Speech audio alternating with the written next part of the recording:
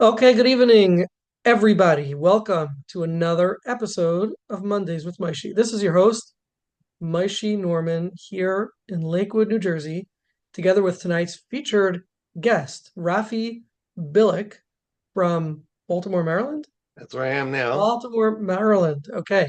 Who's been treating couples for about a decade and recently came out with a new book called The Couples Communication Handbook. Did I get that right? Yes, the skills you never learned for the marriage you always wanted. That's right. What a catchy title.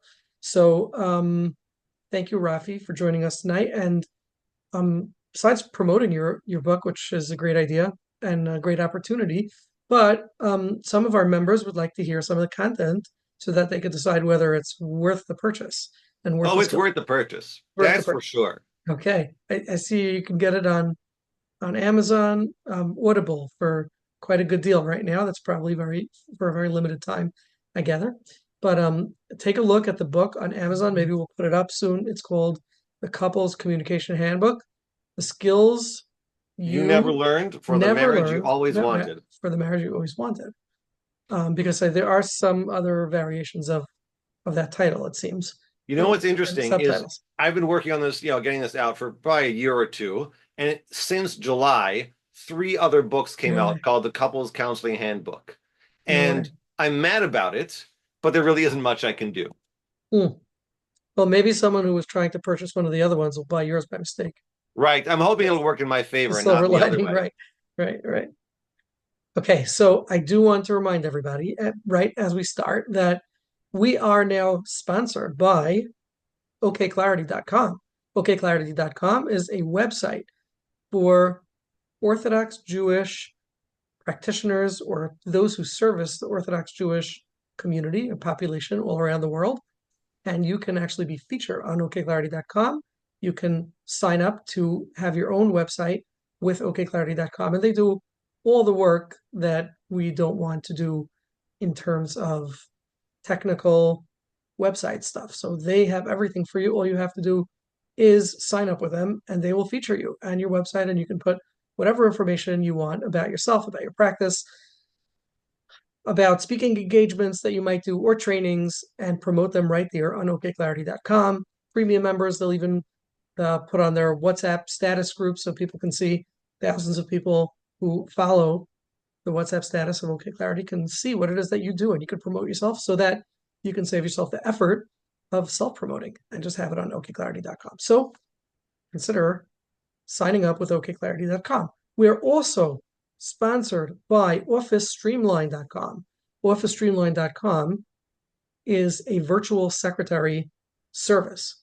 If you don't want to be busy with returning phone calls, scheduling appointments, and all that back end work, and instead you want to put your passion in the area that you really love, which is seeing clients and doing clinical work, and of course, charging more per hour than returning calls, you can certainly sign up with the virtual secretaries at officestreamline.com. That's officestreamline.com. Take a look.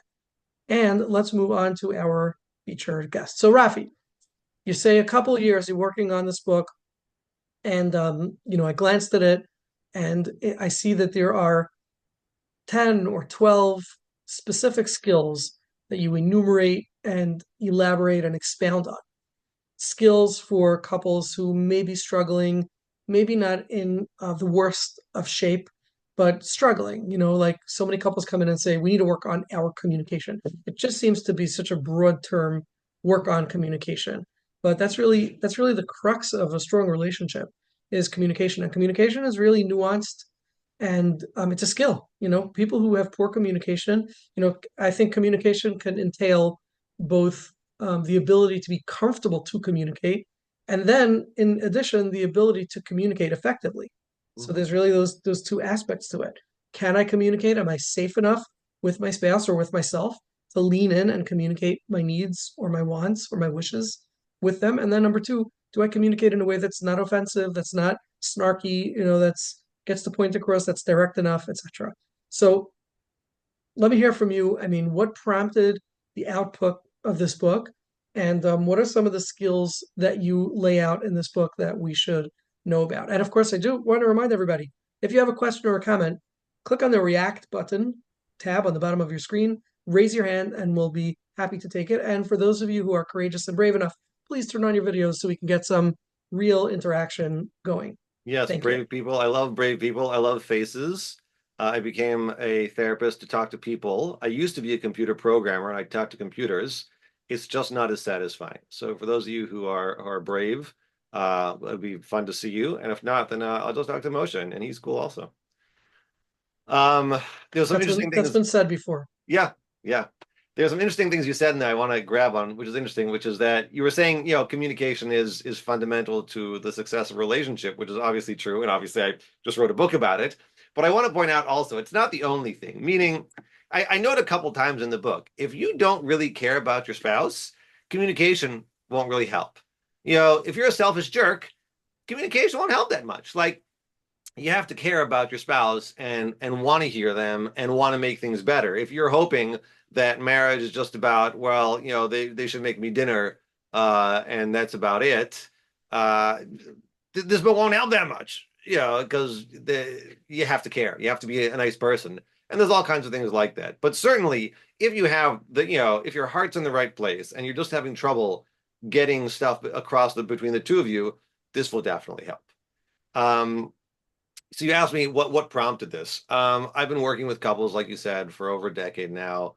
Um, I started very broad, and then I narrowed myself into couples because I just really like it, and it just feels comfortable working in that sphere where I'm at.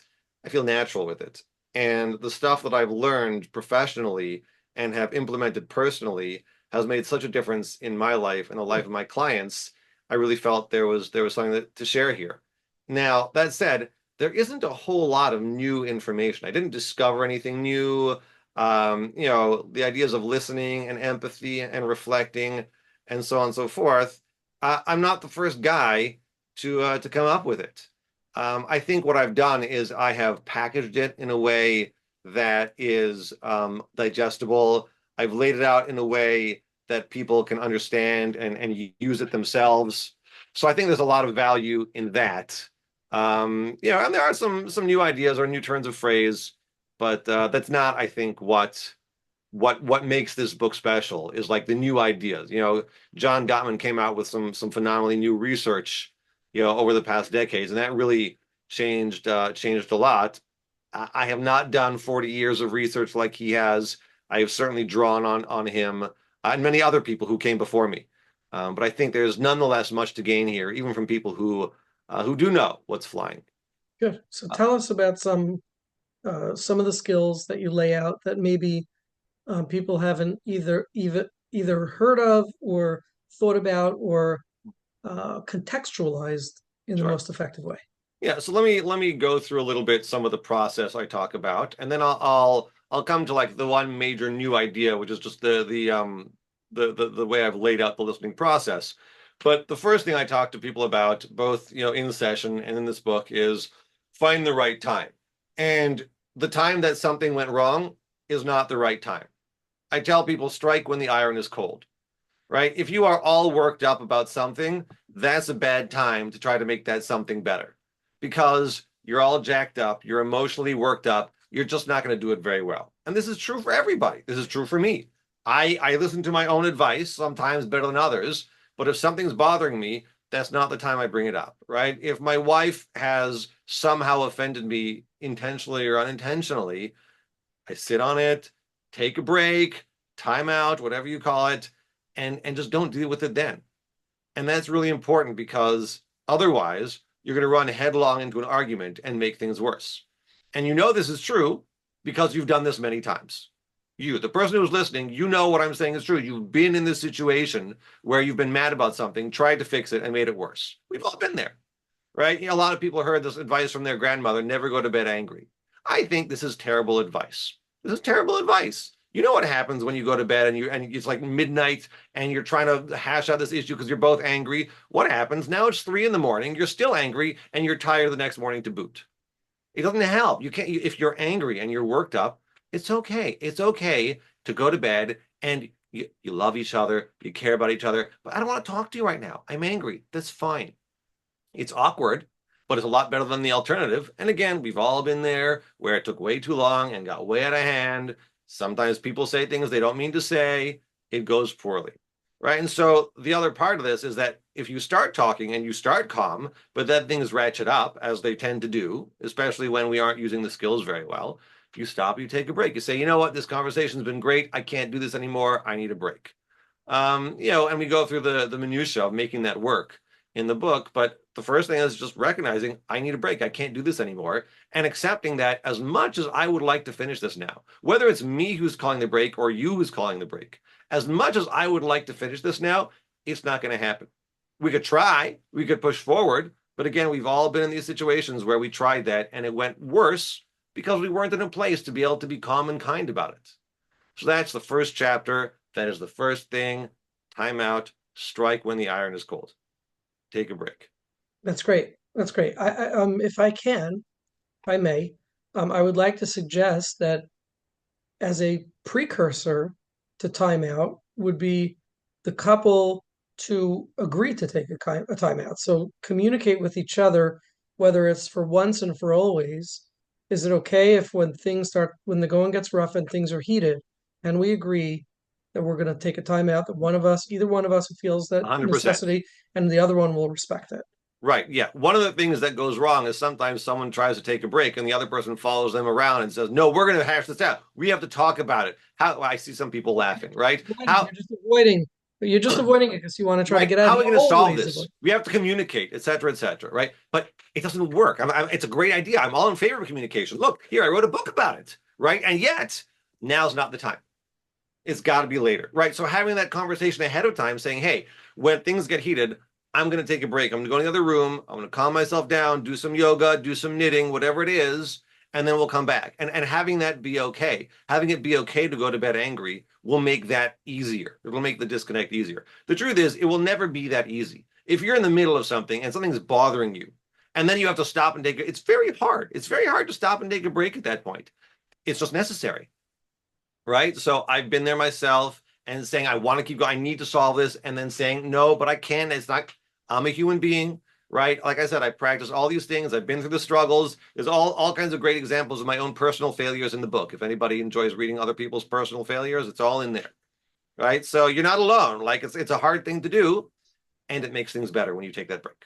Rafi, let's talk a little bit about the chapter called Exploring versus Resolving. Yeah. What does that mean and what's that about? Okay, good. So this is one of the ways. Again, I don't think I necessarily invented these ideas, but I think I'm framing it in a way that's helpful, right? This is what comes once you're calm, once we know we're in a place to talk, we have to separate this conversation into two phases. Meaning the first part of the conversation, I'm just going to explore the conversation. And the reason is because you can't solve a problem you don't understand. And it sounds kind of obvious, but we all do this, right? Something went wrong, and I come and I say, "Oh, let's fix this." Oh, you forgot to pick up the dry cleaning? Fine, I'll send you a text message. You come in to try to make the problem go away. But the problem is not that I forgot the dry cleaning. The problem is that I'm too busy because there's too much going on at home, and I can't. There's all kinds of things. We are deep, complex people, and even the things that seem obvious are almost never that simple or that obvious because human beings are complicated. If I don't understand the problem, any solution I come up with is bound to be half-hearted, half effective. And again, I'm sure we can all relate to this. Oh yeah, we have this fight, we have this issue that keeps coming up, and we threw solutions at it, and nothing is stuck yet. And the reason, much of the time, is because we haven't really explored what it's about. So we are going to put resolving the problem off to the side.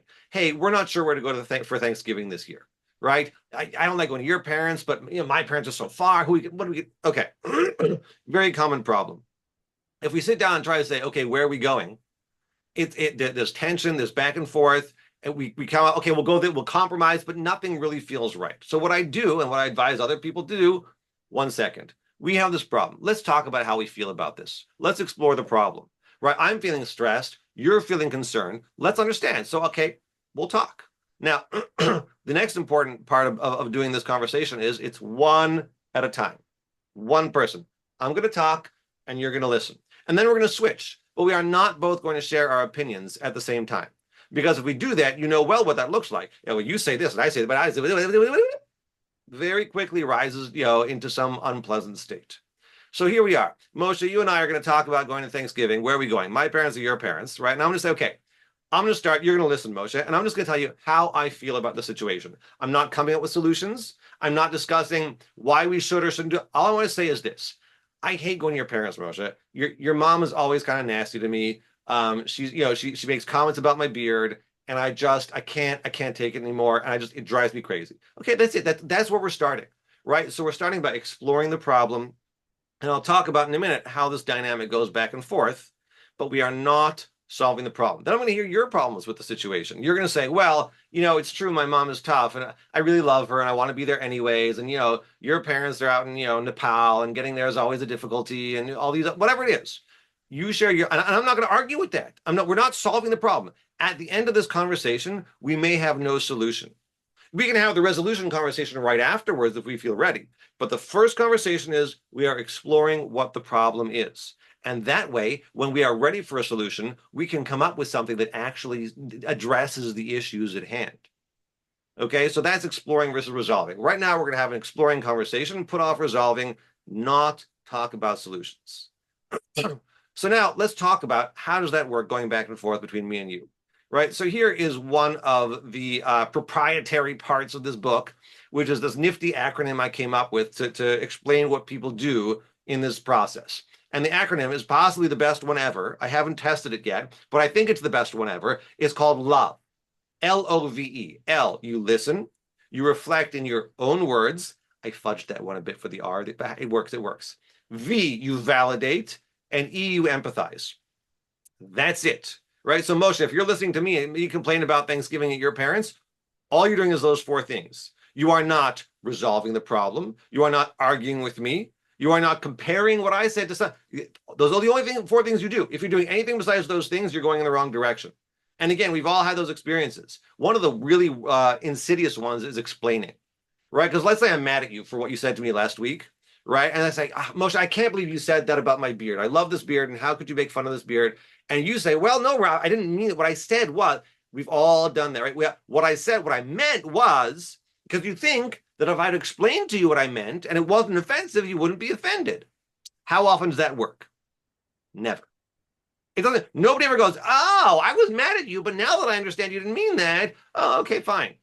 Right? I mean, there are times where in the moment, if you say, hey, Mitch, and you thought that I called you a bad word. Like, no, I said Mitch. Like in this, like, okay, fine. That's not, that can, save yourself some trouble. But if you're already offended by something I said last week and I try to explain it away, it will not work.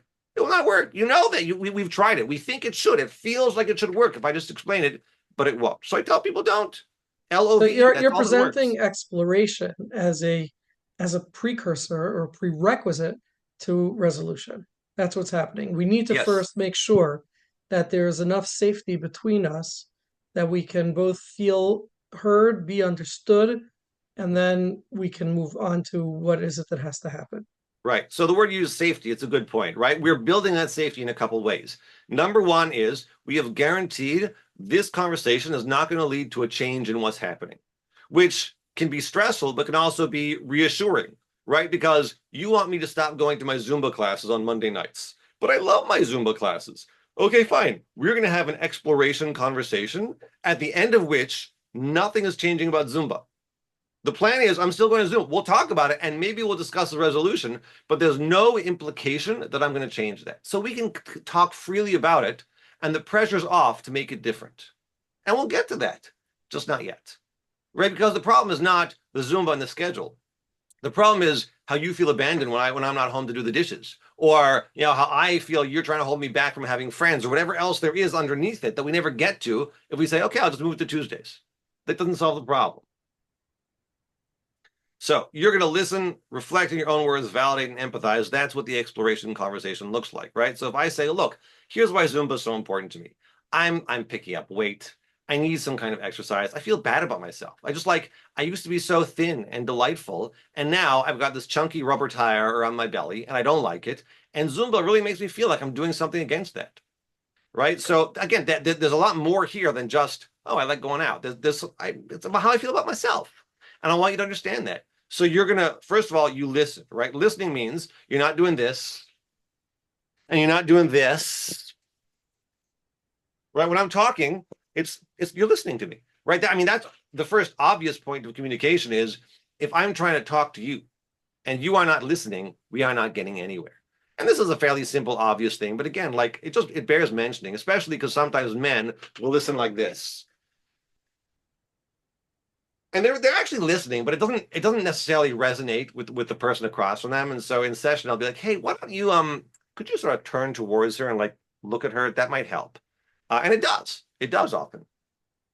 So you're going to listen to me, and then you're going to reflect in your own words. Meaning, if I said, I'm really worried about Zumba and all this thing, I need to know that you get it, right? So it's not enough that you get what I'm saying. That's the first thing, which is you have to understand me. And if you don't, you should ask, like, I don't get it. Why is, how does Zumba, make you feel better about yourself? That's a fair question, but you're trying to understand me. So you reflect back. Oh, so you feel like this. You're worried about your weight. You feel bad about yourself. All whatever I said, you say it in your own words, because that way, number one, you get it. And number two, I know that you get it. It doesn't help so much if you get it, but I don't know that you get it because I'm walking around and be like, he doesn't get me. He doesn't.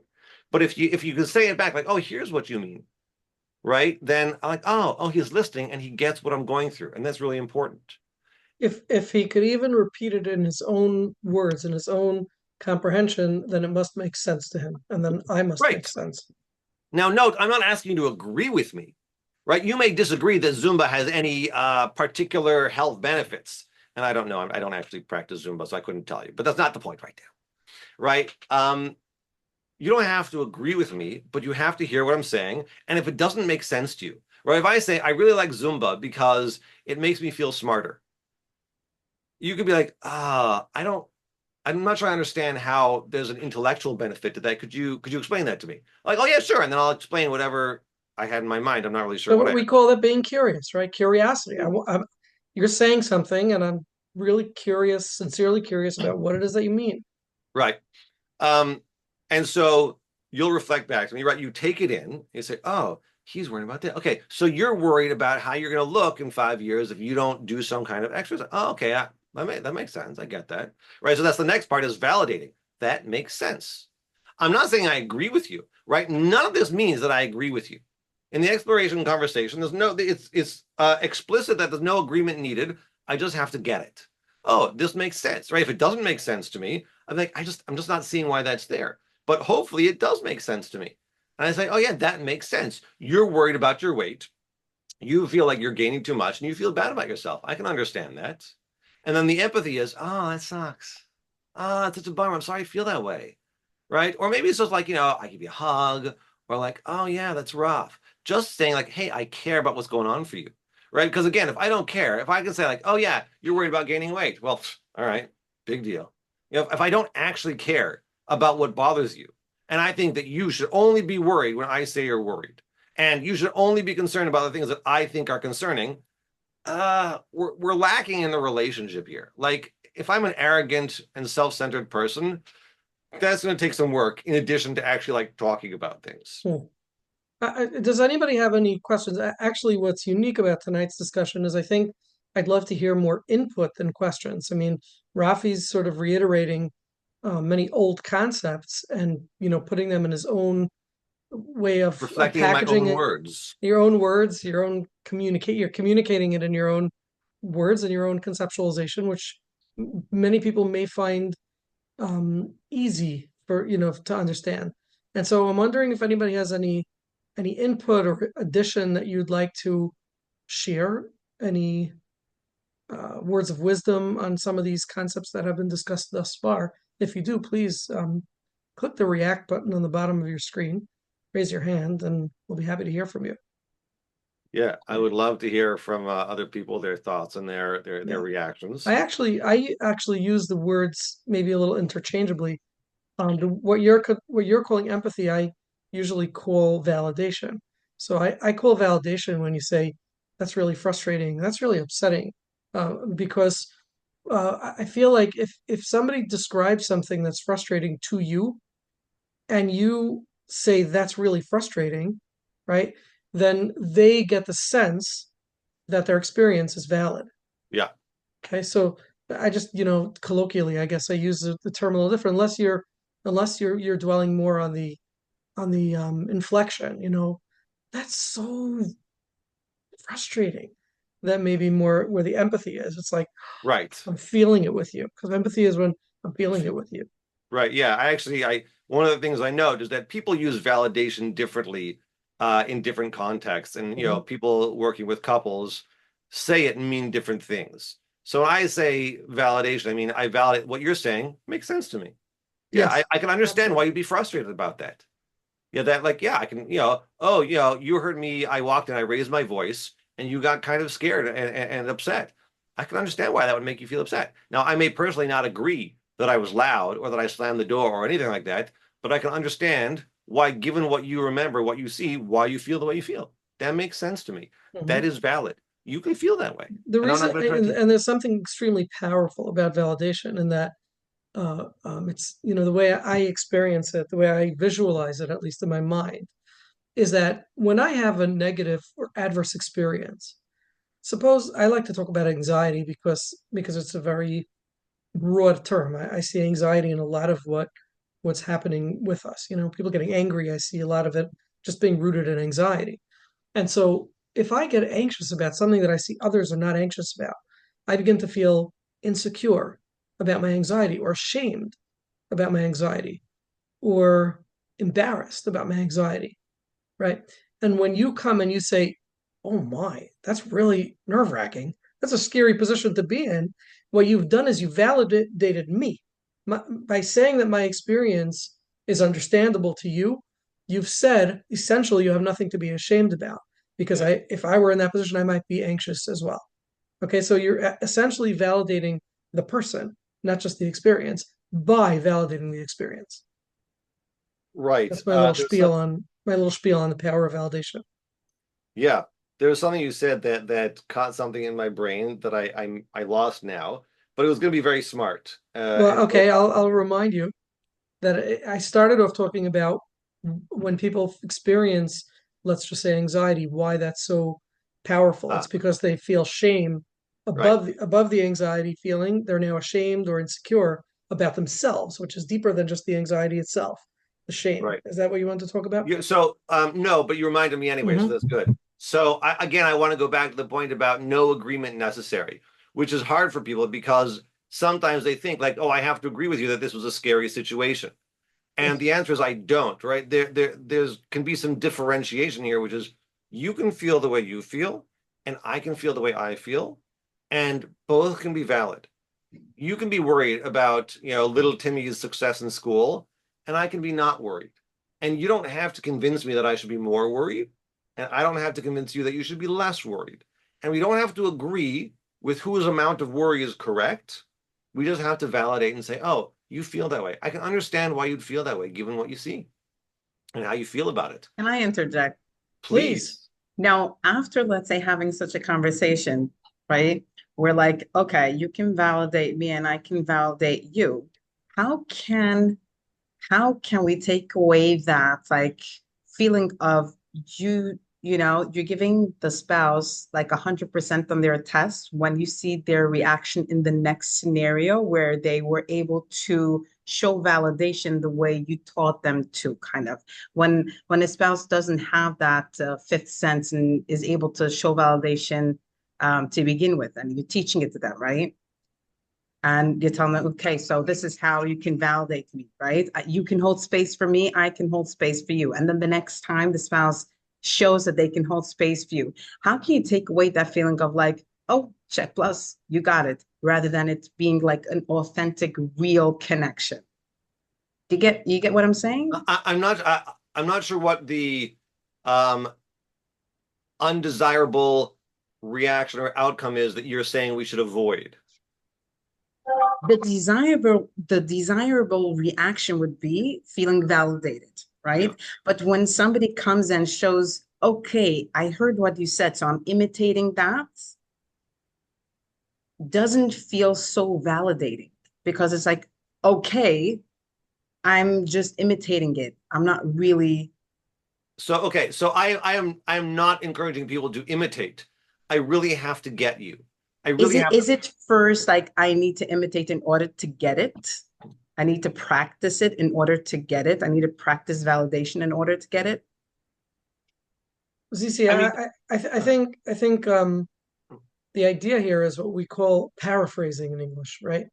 So Okay. reflective listening is a form of paraphrasing. That means you say something to me, I'm not repeating. The end goal is not to repeat it back to you. The end goal is to go wherever we're going to go with it.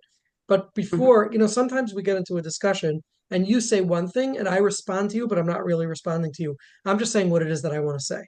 Okay. If you mhm, ever watch people communicate or converse, you'll see this a lot.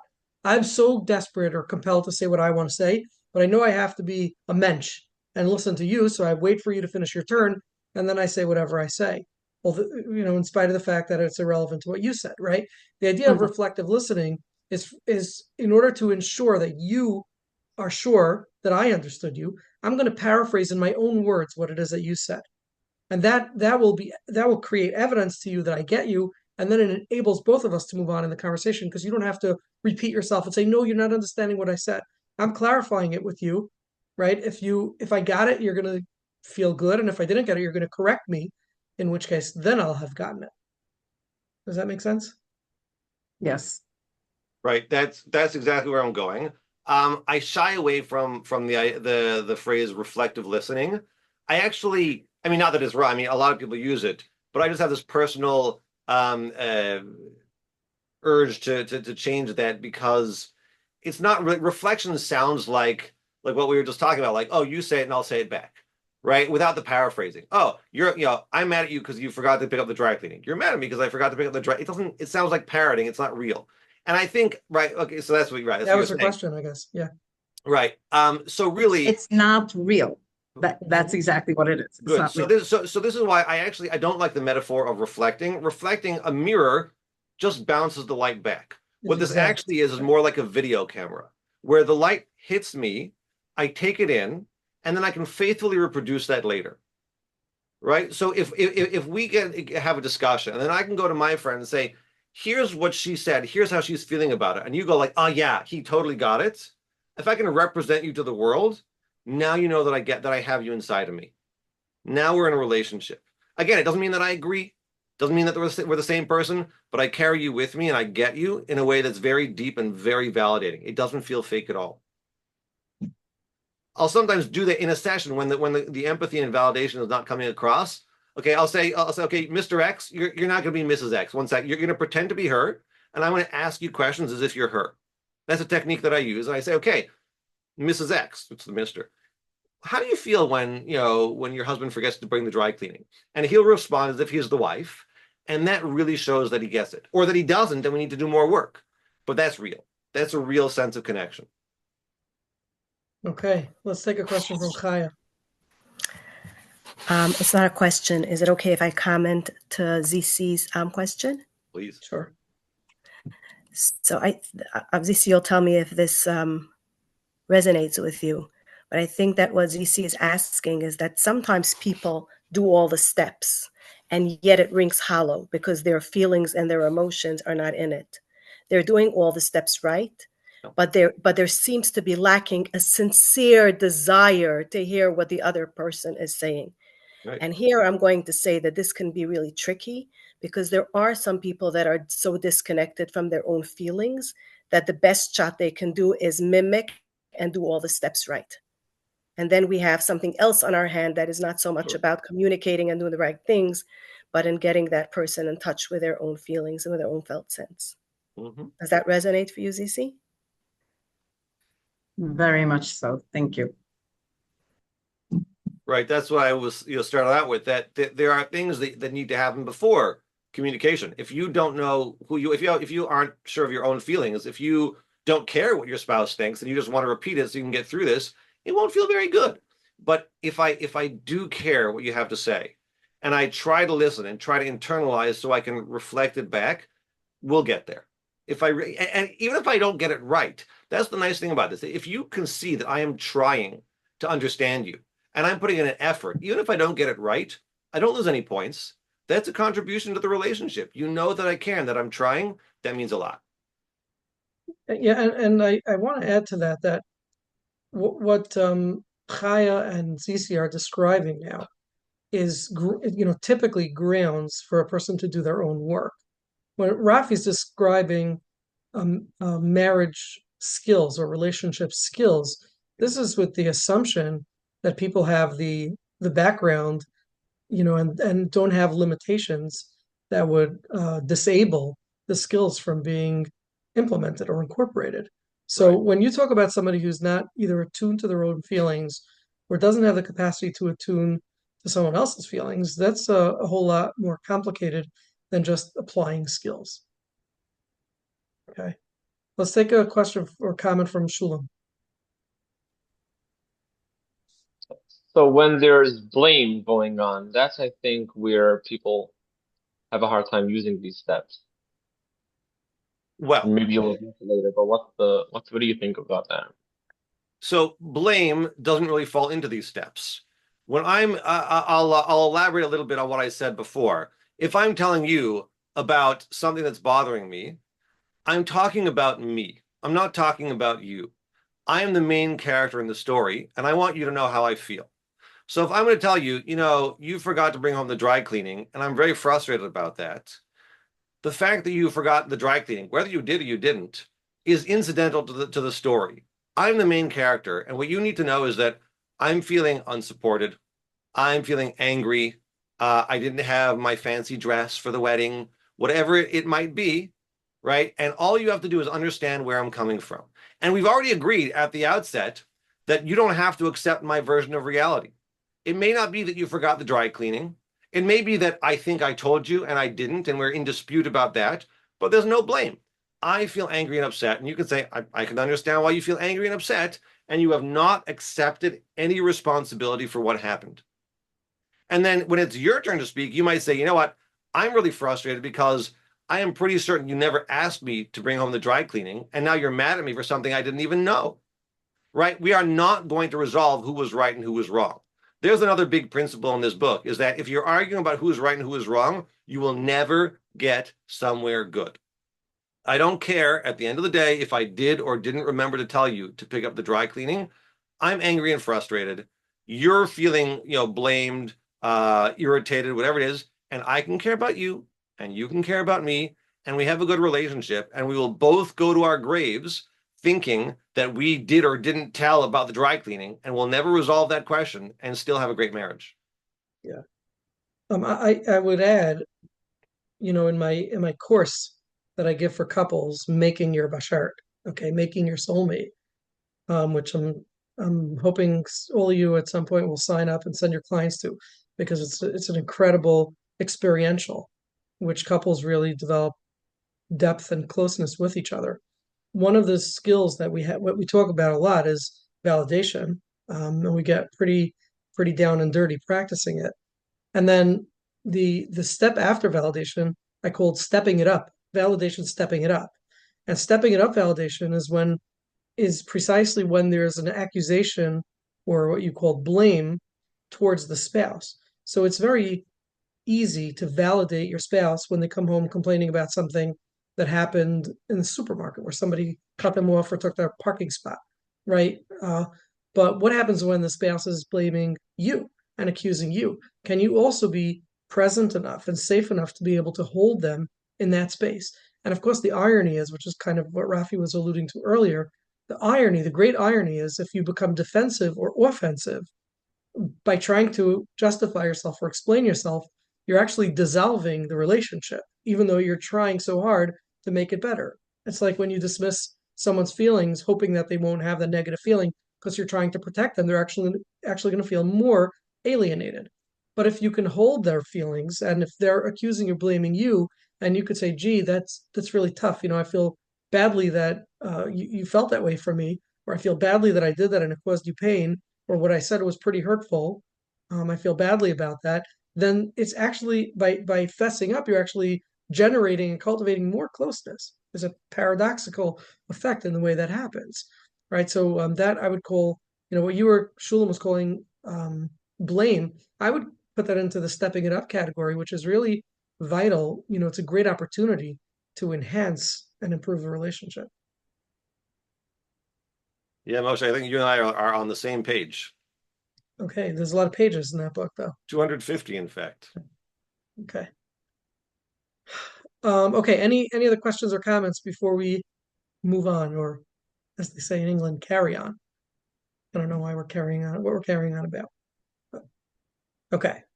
Raffi, let's tackle another idea or concept. Do you have something that might be unique that's not written anywhere else, or do you want to take something that's discussed elsewhere, but elaborate on it? I mean, we've jumped, in these conversations, we've touched on a lot of the major concepts.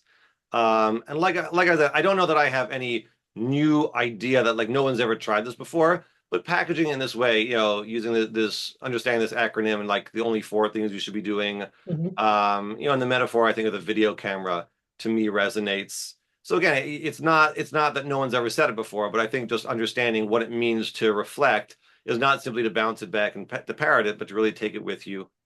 That's really helpful. Okay. So yeah, go ahead. There's a concept that I actually put out a video today on my social media, what for my limited social media, my LinkedIn, my WhatsApp status, about a concept called. I'm curious if you have thoughts about this, or a concept that I call uh, intention or misunderstanding of intention. Okay, and that means that I think this is the maybe the number one challenge in relationships is a misunderstanding of intention. So that means that I see this a lot, especially with parents and children. It's easier to see um, just because the I guess hierarchical differentiation. So with let's say parents and children, so my child comes home, he just did something really reckless, he got in trouble at school or did something really stupid or reckless, and he comes home and I start to scream at him and lace it into him, right? Now, obviously, if I were to do this all the time with my child, he'll feel abused, he'll feel inferior, he'll feel badly about himself, he'll feel that I don't like him, that I reject him, that maybe I hate him, right? If I do it once, maybe then I had a rough day. But if you were to take a parent who and a child in family therapy, they want to work this out. The child is constantly feeling, put down by the father or by the mother, and you sit them down and you say, "Tell me something. Do you not care about your kid? Do you hate him? You know, what's going on?" So they say, "No, of course I love my kid. He's my child. I want everything for him." The child's complaining that you really beat him. I mean, you yell at him every time he does something. You're down his back. You scream at him. You put him down. What's going on here, right? So oftentimes, what's actually happening, what will emerge in family therapy, is that there's a misunderstanding of intent or intention. Meaning, I want to raise my child to be the best that he can, to be the most responsible that he can. And every time I see my child deviating or doing something reckless, I become panicky, right? I'm afraid for his safety. I'm afraid for his future. I'm afraid maybe even for my own image. What are people going to think about me being a parent? Okay, but mostly for the most part, I'm afraid for my child. I feel responsible to raise him to be responsible and mature and make good choices and be safe. So when I'm yelling at my child, what's essentially happening is there's a deep anxiety, a deep panic, and I feel like I got to get him to the end. He's got to get this already because God forbid he do this again. And so I yell at him. It's out of frustration and anxiety, and the child may be experiencing that as hatred or something like that.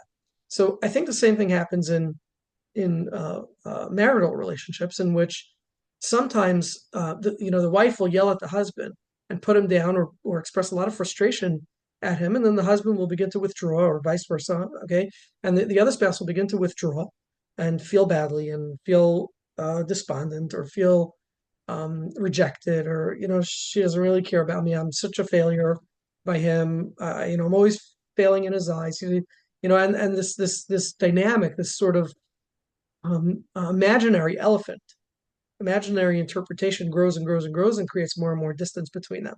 And if only they could have a conversation that would clarify the intent or the intention, where the spouse would say, "No, no, no, I really want you more." Right. And when you don't do something, if I asked you to do something last night, you didn't do it today, right? And I come home and it wasn't done yet, I'm becoming scared and panicky that you don't care enough about me. It's not that I'm, essentially just like disappointed in you and Right. throwing in the towel on you. Go ahead. That's what this process is exactly coming to address. This process, what you called reflective listening, I called my whole spiel, I call it empathic dialogue, right? So if I want to understand what, I'm upset that you yelled at me and I feel scared and alone, all these things, and I'll share that and you'll validate and reflect and all those things. And then we'll switch and you'll tell me, well, I was really panicky. When you didn't come home on time, I was worried that you didn't want to be here, et cetera, et cetera. And so now we have a much deeper understanding. And so if I can understand what's behind your anger and why you Yes, yelled, doesn't make it okay, but it makes it less bitter. Like, exactly. oh, you don't hate me. You're really worried about my future. Oh, like I don't like you yelling at me, but I get where you're coming from. And again, now there's an interpersonal conflict, but we're in it together, right? We are in it. It is a problem that we have, not me against you. It's like we both have this problem, which is that you got angry and yelled at me and I didn't like that, and you felt panicky and worried, and like, oh, we can share in that together, Mhm. so that even through conflict we're having a good relationship, right? Because people sometimes think that a good marriage means the fewer problems, the fewer arguments, the better the We marriage. just have to smile at each other all the time and always say, "Oh, Right. please, honey, you go first," and that'll make a perfect marriage. Yeah, but anger at each other is not against the marriage. Anger is a part of the marriage, and the question is, how do you handle that? And if we handle that well together, then we're relating well and we have a good marriage. Even if I'm mad at you because you forgot the dry cleaning or you finished the last of the peanut butter or whatever it is, like I'm mad about that, but I still love you, and I know that we're going to talk about it in a way that brings us closer and not farther. Like, wow, that's a powerful relationship. Right, and again, the interpretation. What I'm adding to that is that the interpretation of the anger, if they can have a good conversation, a DMC, we call that, right? About Yeah, what the anger really is and what it's not. It doesn't mean that I don't like you or that I feel worse about you. It does mean that I feel uh, um, concerned or worried that maybe you don't care enough about me or you don't think enough about me. Maybe I'm not good enough for you. To the contrary, right? Then a lot of clarification and safety can happen. And then, I'm getting a question. Somebody direct messaged me. Is yelling the only way through that, something like that? Isn't there a more loving way than yelling? And the answer is what I would suggest at that point is now that we've clarified what's really going on, maybe we can then have a discussion about what to do in the future. So yeah. if in the future something happens, that you feel insecure about how I might be feeling about you, well, why don't you ask me, or why don't you bring it up, and let's make an agreement. It's what I call mutual agreement on how we're going to proceed in the future when such a sentiment or an insecurity comes up. Yeah, to be clear, I do not condone yelling at each other. I mean, I think people do it, and I'm not judging anybody. I don't think it is a good way to handle things. What we're talking now is, after the fact, when it has happened, how can we handle that and how can we do that better? But again, ideally, if you are angry about something, you are not opening a conversation at that point. You are walking away and saying, "Wow, I can't believe that happened. I'm so angry." And then we talk about it tomorrow, and I can say, "I'm really angry at you," without yelling and screaming. Raffi, positive communication, one of your last chapters, maybe your last chapter. What do you mean? What are you referring to when you talk about positive communication? Well, so a lot of people think that communication means conflict resolution, and that is, what a large chunk of the book is about, is when things are difficult, how do we talk about that? But I think there's an important part of communication where we have to be positive with each other also. If all we ever talk about is our conflicts, we're not going to be in great shape. It's not an awesome. I didn't get married in order to resolve conflicts. And so making sure that there's positivity in the language as well, making sure that I am expressing compliments and appreciation and gratitude. So that's what's in that chapter, is about how to do that and how to be mindful of that. There are so many things that every spouse is doing for their spouse. Like every person who's married does tons of things. Take out the garbage, make the money, make coffee in the morning, whatever it is. Like there's so many And, things and you but can. I think even more subtle, it would be beautiful if people could appreciate even the more subtle things, just being with another person, having company, right? Sure. Companionship, shoulder to cry on, um, the safety. How many people are out there have I heard? I mean, maybe they'd be embarrassed to admit it, but I've heard many couples where I'm not going to say which one, but one of the spouses is afraid to sleep at home without the other spouse there. And so even just that security of having another person there, right? Yep. And so not just feeling that, but saying that, right? Saying you mean a lot to me because of Hmm. this, or I It's so really like, nice to have, right? It's so nice to have you here because blah, blah, blah. yeah. And so making sure that that's a part of the relationship Yeah. is an important part of communication. And if all we ever focus on in the communication is what's not going well, okay, that helps, and that there is relationship in there, but there's got to be positivity. I mean, there's so many We things have that to we're, say the cheesy stuff too, right? yeah. Yeah, thanks for taking care of the, I mean, you make coffee every single morning, but one day I should just say, hey, just thanks for doing that every single morning. Right. And I love the way that you handled the kids tonight. Like that was amazing. You did a great job with that. Or you look nice, or you're so good at violin, or just the nice things. That's got to be there too. Gottman's research showed that there has to be 5-to-1 ratio of positive to negative. Yeah, there's got to be a lot of that. And so if all we're focusing on is how do we talk when we're mad, good, important, but also important to make sure that we are touching on the positive stuff and bringing positivity in all the time. Let's talk about one final concept in the book. It's the idea of mindsets that help. Can you tell us what you intended by that and what are some mindsets that help? Sure, yeah. There's a handful of them. I can't remember how many I whittled it down to in the end, but just things to keep in mind that will make the whole process easier. For example, my partner is awesome, right? You got married to somebody who you liked for any number of reasons, and the fact that you're mad at them now probably is the smaller part of what's going on. Like, yes, he's very forgetful. He keeps forgetting to get the dry cleaning, but he's reliable. He's funny. He's very generous. Whatever all the things are that you love about your spouse, that has to be front and center. And if that's part of the positive communication. If you're focusing on that and you contextualize, any one mistake really pales in comparison to all the benefits you get from this. Not that you should ignore and just, oh, it's no big deal because he's so nice, but to be able to say, like, oh, you know what, I really hate the forgetfulness, but okay, that's one part of him, and there's a lot more parts of him. It's a very interesting idea because one of the things that I come across that I find very challenging, so many things in relationships, I sort of feel like there's an approach to.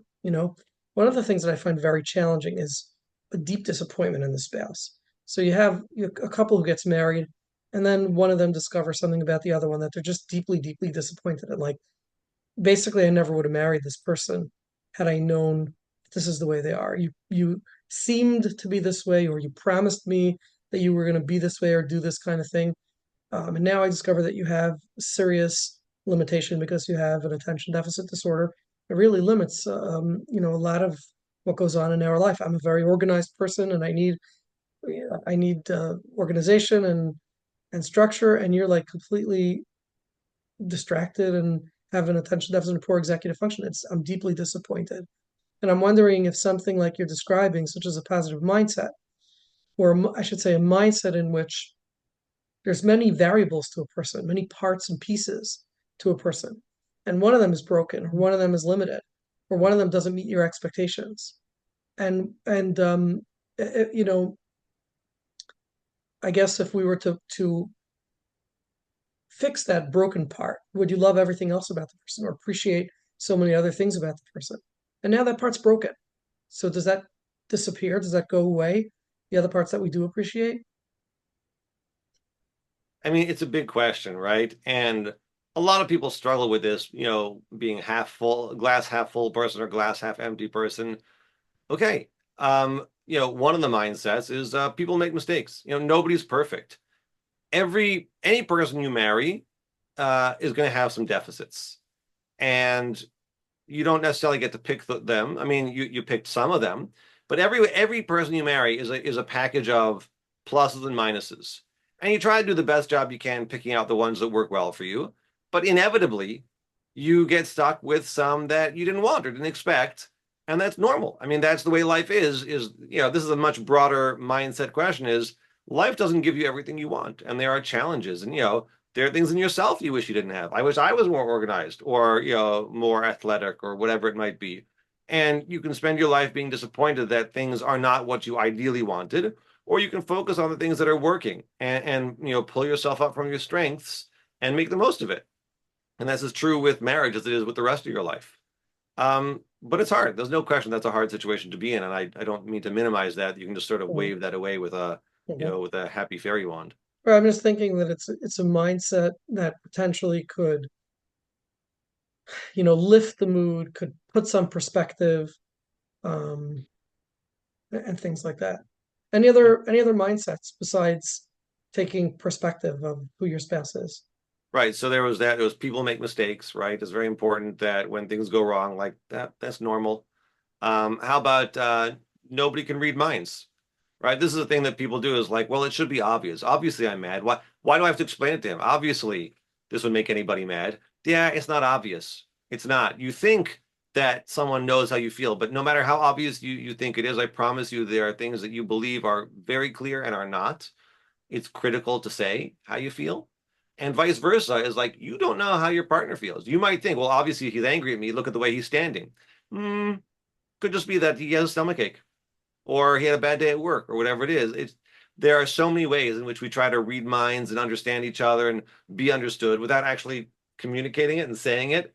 Doesn't work that well. People can't read minds. So keeping that in mind, again, is really a helpful piece of the communication to remember, oh, I should say this instead of Yeah. just assuming. One of the things that I promote a lot in teaching about marriage is direct communication. So say what it is that you're really trying to say. Don't beat around the bush. I Yeah. always like to chide, many of you know this, that when the wife says to the husband, the garbage is full, what does the husband hear? Garbage is He full. hears garbage is full, right? Some lucky women will have their husbands stick their foot in the garbage and sort of crush it down a bit because after all the garbage is full, so it doesn't have to be that way. But if the wife wants the husband to take out the garbage, what should she say, Raffi? Would you please take out the garbage? Yeah, please take out the garbage. Don't say the garbage is full.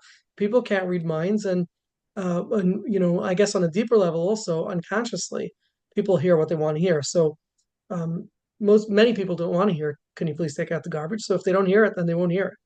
But if you say it, then they hear it. Right.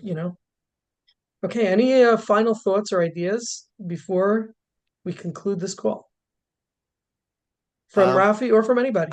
yeah. I just like to underscore that empathy, I think, is at the bottom of everything, right? If I care about you and what hurts you hurts me, and what's important to you is important to me, we have a relationship. And if we don't, then we don't. So, this book is designed to guide people towards expressing that effectively. And I just think that's where relationship comes from. Amazing. Everybody, do us all a favor. Do yourselves a favor. Check out Raffi Bilek's new book called The The Couples Communication, Communication The Couples Handbook, Communication the Handbook. skills you never learned for the marriage you always wanted. That's it. That's the one. And take a look at it. Thecommunicationbook.com. Yes, and do also take a look at OfficeStreamline.com. See if that's a service that you might benefit from, and OKclarity.com, which is certainly something that has benefited many, many people already. And hope to see you next time. Good night. Moshe, it's always a pleasure.